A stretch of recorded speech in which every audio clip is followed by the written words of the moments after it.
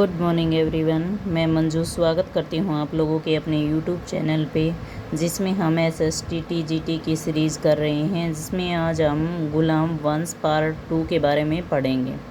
तो आइए क्लास को स्टार्ट करते हैं। पहला क्वेश्चन है कि रज़िया किसकी सहायता से दिल्ली सल्तनत की जो सुल्तान बनी? तो रज़िया जनता की सहायता से दिल्ली सल्तनत की सुल्तान बनी। उसका शासनकाल 1236 से 1240 में रहा। पहली मुस्लिम शासक महिला रज़िया सुल्तान थी। पहली महिला प्रधानमंत्री शाह तुर्कान बनी थी।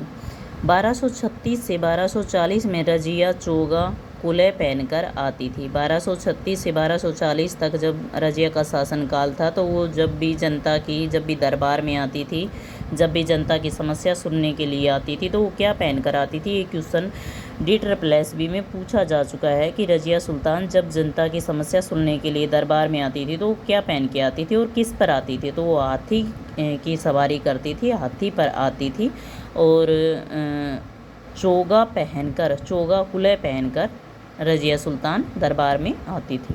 रज़िया ने याकूब की अमीर-ए-आसूवर की उपाधि दी थी। रज़िया ने याकूब को कौन सी उपाधि दी थी? तो रज़िया ने याकूब को अमीर-ए-आसूवर की उपाधि दी थी।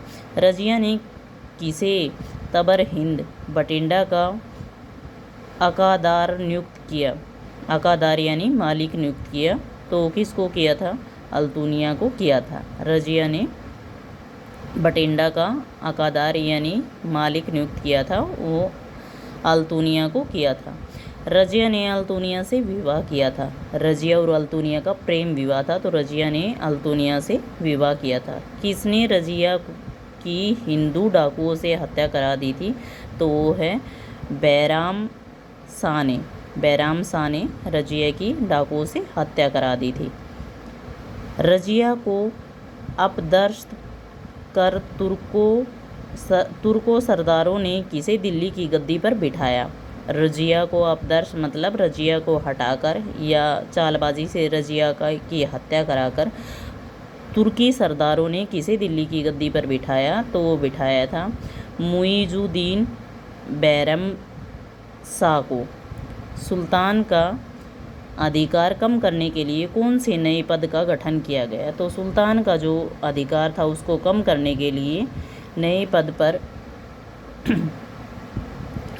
का जो गठन किया गया वो है नायाब नामक प्रथम ऐतगीन को। बैराम शाह की मृत्यु किसने और कब कराई? बैराम शाह की मृत्यु दिल्ली के तुर्क सरदारों ने कराई थी। बैराम शाह ने रज़िया सुल्तान की हत्या करा दी थी डाकुओं से मरवाकर। तुर्की सरदारों ने उसे डाकुओं से मरवा दिया था।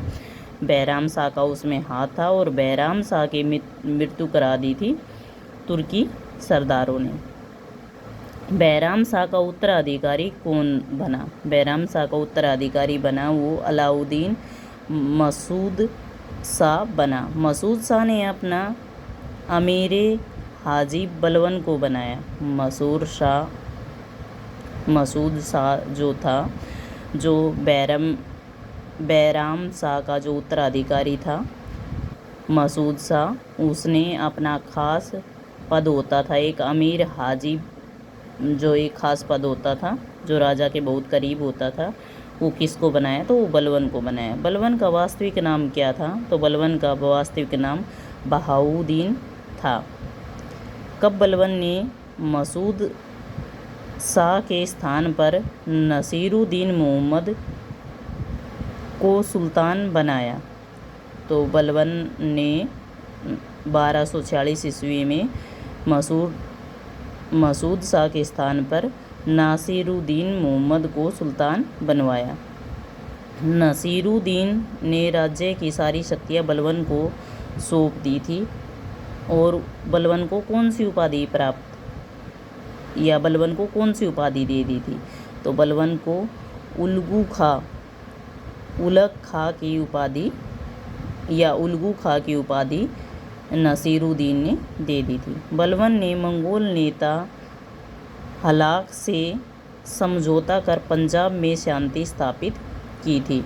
नसीरुद्दीन की मृत्यु के बाद उसका उत्तराधिकारी कौन बना? तो नसीरुद्दीन की मृत्यु के बाद उसका उत्तराधिकारी जो बना था वो था बलबन। बलबन बना और 1265 ईस्वी में बना। गयासुद्दीन बलबन किस जाति का था? तो गयासुद्दीन जो बलबन था वो इलबारी जाति का था। रजिया के समय में बलबन का कौन सा पद था? रजिया थी तो सोचिए बलबन कितना बुजुर्ग था। रजिया के समय में भी बलबन था, तो रजिया के समय में बलबन का कौन सा पद था? तो बलबन का अमीर ए शिकार का पद था। बलबन को कौन दिल्ली खरीद कर लाया था? तो बलबन को जो दिल्ली खरीद कर लाने वाला था वो ख्वाजा जामुलुद्दीन बसरी था। मेवाड़ियों के विद्रोह का दमन किसने किया? तो मेवाड़ियों के विद्रोह का दमन बलबन ने किया था। बलबन ने अपने विद्रोही के प्रति कौन सी नीति अपनाई? तो ये क्वेश्चन मोस्ट इम्पोर्टेंट है, स्टार लगा लीजिए इस क्वेश्चन को। लो एम रक्त की नीति अपनाई। बलबन की न्याय व्यवस्था थी तो वो निष्पक्ष थी। जिल ए इलाही उपाधि धारण की, तो किसने उपाधि धारण की या किसको दी गई? तो ये उपाधि दी गई बलबन को। 1286 ईस्वी में मृत्यु और अपने आप को अफरासियाब वंश का बताया था। 1286 में बलबन की मृत्यु हो गई थी और बलबन ने अपने आप को अफरासियाब वंश का बताया था। ये लगभग 80 वर्ष तक जीवित रहा था। बलबन का उत्तराधिकारी था, तो बलबन का उत्तराधिकारी केकूबाद था। सिरजा, ये विभिन्न पद हुआ करते थे उस समय जिनका मतलब होता था, ये आज हम पढ़ेंगे। विभिन्न एग्जामों में पूछ लिए जाते हैं। जैसे सिजदा क्या होता था?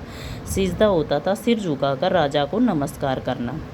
ताबीज़ क्या होता था? तो ताबीज़ होता था राजा के पैरों को चूमकर नमस्कार करना। जिले ए इलाही क्या होता था? जिले ए इलाही ईश्वर का वरदान होता था। जिले इलाही मैंने आपको पीछे पढ़ाया है, तो आप बताइए कमेंट में कि जिले इलाही की उपाधि किसे प्राप्त थी या किसे दी गई थी? तो जिले इलाही होता था ईश्वर का वरदान माना जाता था जिले इलाही को। नौराज या नवरोज एक उत्सव चलाया जाता था या उत्सव होता था, इसको बलबन ने चलाया था। खून एवं फौलाद की नीति किसने चलाई थी? तो खून एवं फौलाद की नीति बलबन ने चलाई थी।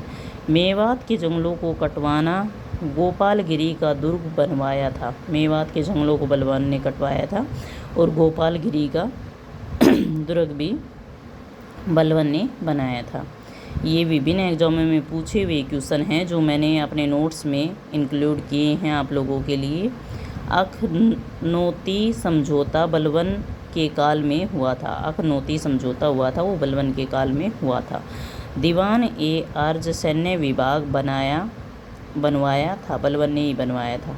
दल को ख़त्म करने वाला शासक कौन था? दल जो सैनिक दल था उसको ख़त्म करने वाला या पक्षपात का जो दल था उसको ख़त्म करने वाला अपने शासन में कौन था? बलबन था। दिल्ली सल्तनत का अंतिम शासक था समूद्दीन क्यूमर्स था। तो आज के इन्हीं शब्दों के साथ हमारी क्लास समाप्त होती है। अगली क्लास हम कल लेके आएंगे और आज शाम को मैं CET से संबंधित आप लोगों को एक बुक के साथ, एक किरण पब्लिकेशन की जो बुक है HSC CET, इसमें हमारे पास 78 या 80 78 78 क्वेश्चन पेपर हैं जो विभिन्न एग्ज़ामों में, विभिन्न HSC एग्ज़ामों में आए हुए हैं। तो मैं आप लोगों के लिए डेली, तब तक CET का पेपर नहीं होता तब तक डेली आप लोगों के लिए एक पेपर डेली मैं आप लोगों को विद एक्सप्लेनेशन के साथ करवाऊंगी। अगर ये बुक भी आप CET के लिए कर लेते हैं तो 60+ नंबर आने की गारंटी मैं आप लोगों की लेती हूँ। तो शाम को ये इस क्लास में मिलते हैं। Bye and take care.